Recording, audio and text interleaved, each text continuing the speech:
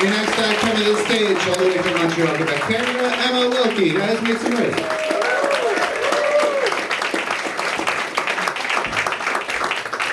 Thank you! Ottawa! Yeah, all of Ottawa, except people with mothers. No, happy Mother's Day, guys. I'll dedicate my set to my mom tonight, so if it goes well, sorry to Mom. She's not here, it's cool. I'm from Montreal. Anybody from Montreal here? Yeah, cool, sweet. I'm originally from Vancouver, but I moved to Montreal because it's such a cool, like, loosely lawed place. You know, you can drive, you can bike around with like a beer in your hand. And I was doing this, I was going to work. It's like a beer in one hand and a cigarette in the other hand. Just like totally nailing it. Like, I am the best, this is the funnest thing to do ever. And then my phone rang and I had my cigarette and my phone and balancing my beer, just like, yes! I'm totally doing it, still. And then the police stopped me and they gave me a ticket, because apparently it's illegal to impersonate a police officer. I was like, cool, Montreal, that's awesome. I like being here, though. I'm staying with a friend, and it's maybe a little bit of a rough neighborhood. I thought I saw Mickey Rourke on the street. Yeah, but it was just a homeless woman wearing a cowboy hat. Oh well. I wish I could go off about Mickey Rourke for like 10 minutes. Do you guys ever think you see like a fat version of your friend on the street? This happens to me all the time. I texted my friend the other day like, yo, I saw a fat version of you on the street. And the fat person texted me back. But I was a shitty friend. Because it was her. They told me backstage, they were like, Emma, we want you to do a tight 7. Tight 7. I was like, cool, that's my stripper name. I like coming here. They're so nice to me here at the bar. They let me make up my own drink. Yeah, you know what you get when you mix vodka and gin together? Fired. Tomorrow. It's cool. I was in a club a while ago, and I was the opening act, and there was 2 opening acts, and the club owner said, you guys are both women, so I'm going to split you up. You're going to go first, and the other girl's going to go later on before the headliner. And I was like, that's kind of defeating the purpose of an opening act, but okay. And, you know, also, like, I've never heard anyone say that. He said, I don't want to go girl, you know, I don't want to go girl. It's like, nobody has ever said that to me. You know, because I already just saw you go guy. And that was a freaking party. And also, like, what's going to happen? You think you're going to fool the audience into not knowing that there's 2 girls on a show by sneaking one in between, like, 2 male acts? You're like, if you put 2 girls in a row on a show, everyone's going to have their period at the same time. You know, I mean, it was weird. I don't like considering myself a female comic. You know, just a comic is cool. You know, I wouldn't say I'm going to my friend's gay wedding. Just his wedding. Right? Like, I wouldn't go to my black friend's black barbecue. Unless he burnt all of the food. I like being here on like a real stage, right? Like I run a show in Montreal, and a friend of mine had built the stage. You know, I should say he's an ex-friend. Okay, I was setting up the show once, and I literally fell right through it and got a massive hematoma in my leg, and it was the most painful thing that has ever happened to me. And the people who were there watching me set up thought the show had started. We were like, yeah, God, that's hilarious. And I was like, no, I don't usually cry until the end of my set. And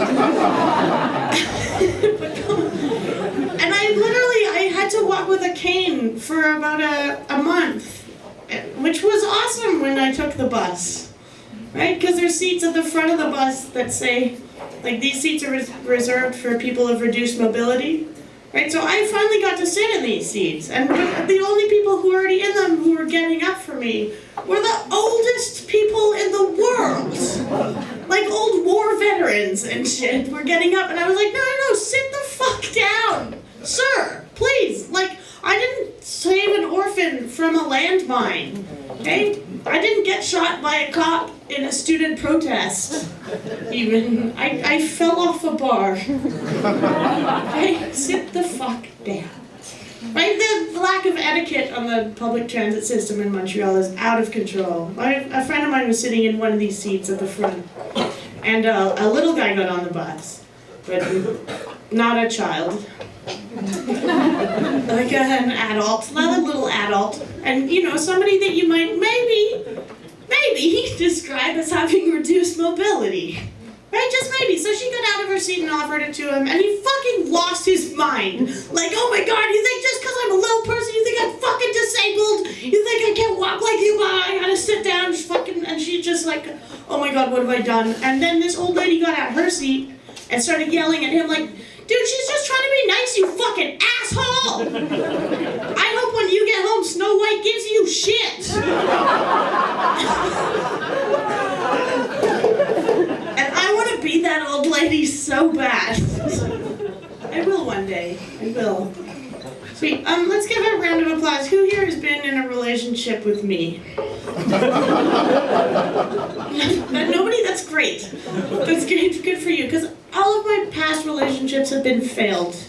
And I thought, why? Oh, that sucks. And then I thought that's better than if all of my past relationships had been successful. Because then I would still be with everybody. Right? And then I thought, like, why are they all failed? Like, why do I have so many crazy exes? Why are they crazy after we break up?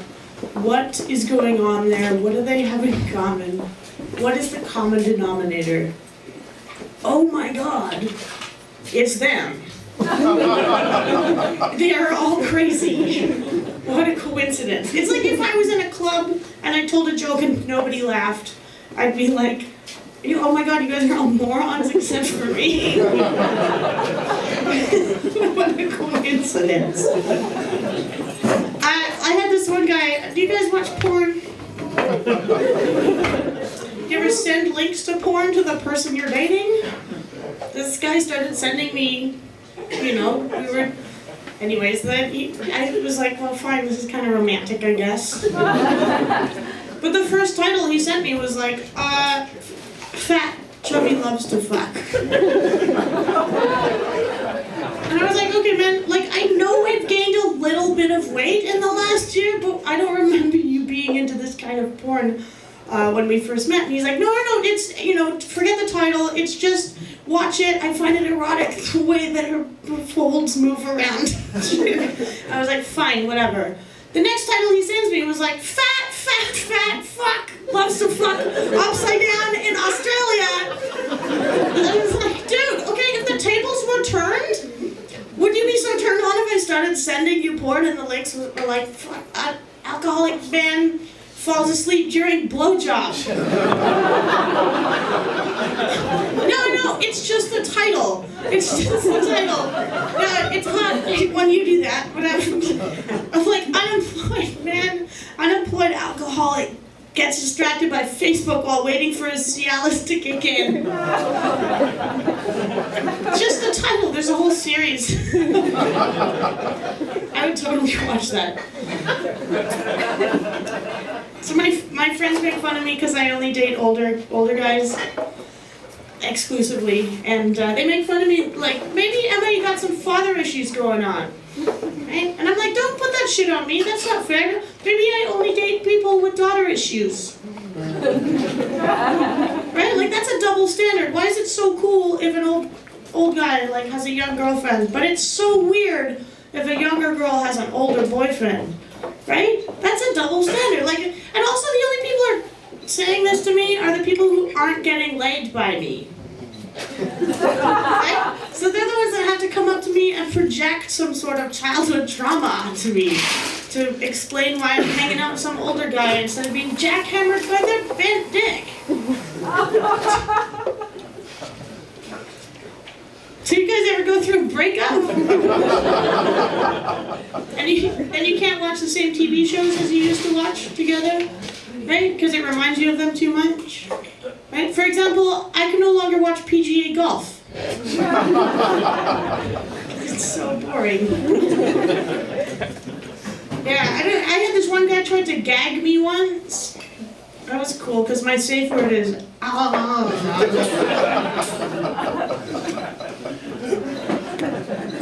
So I started Tinder. You guys go on Tinder? Nobody. Liars. But Tinder's the worst. Man, do you ever go on a Tinder date and your date shows up and they're the opposite gender that they said they were? Call that a Tinder surprise. I did actually tell my mom that joke once. And she said, "Oh, Emma, it's Mother's Day. You should tell more jokes about me." I was like, "Mom, I'm an alcoholic and my boyfriend is probably your age. These are all jokes about you." Guys, I hope you have a great night. Thank you so much and happy Mother's Day. I'm Emma Wilkie. Let's bring back your host.